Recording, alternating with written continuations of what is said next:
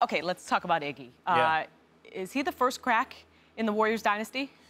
You know that saying, the canary in the coal mine? Yeah. Like the coal mine, you know, in the olden days, they used to take canaries down, the coal miners, and they would do their work with a little bird cage of canaries next to them because they knew if something was happening. Apparently the canaries could hear the tremors in the earth and know something was happening early and squawk and fly, and that was your warning sign. Boom, boom, boom.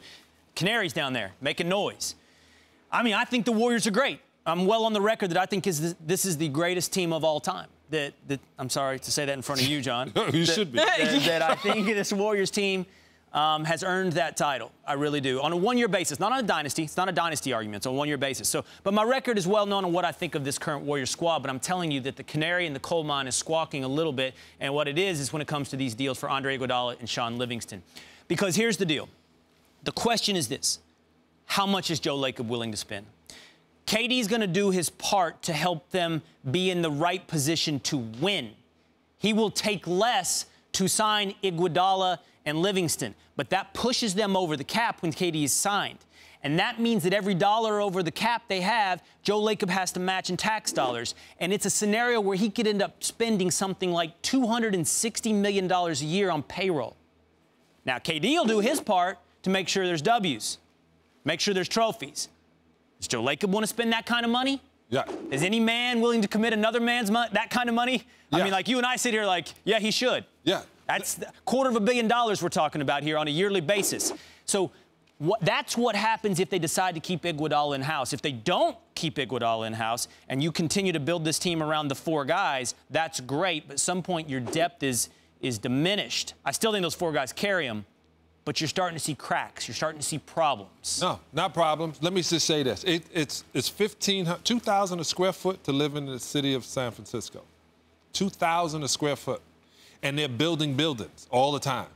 There's money in San Francisco. It's so much money that they're putting a new arena for them in San Francisco. They're moving them out of Oakland and moving them into the money. The craziest thing, in 2002, I met Michael Schumacher, the race car driver. Yeah. His salary was $85 million in 2002. Now, that's one person. This game has gotten so big, it has become so international that money makes no difference. You will see guys getting paid. When they gave A-Rod a $250 million contract, we were like, wow, what could you do? And then KD got a $400 million sneaker deal. Money is not the thought here. It's put the show on, and they got to put the show on. And they don't want to get into a new building in 3 years and be an okay team. They're going to have to keep building so when they walk in that they are a top team. Him giving up some money, he may give up money up front. I always tell players, you give up money up front, but the back money, the deferred money is going to be entirely different. Plus, they're going to help him with his taxes. There are no chinks in this armor.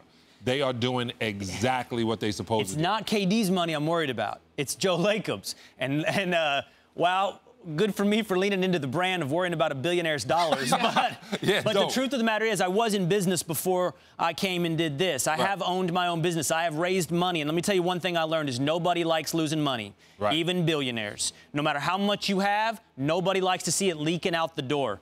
And spending that kind of money on payroll hits everybody's psyche, everybody's. And let me tell you when this canary really starts singing. It's 2019 when Draymond and Clay start becoming decisions. And you got to start maxing 4 different guys out. Can you do it? Can you accept the tax bill?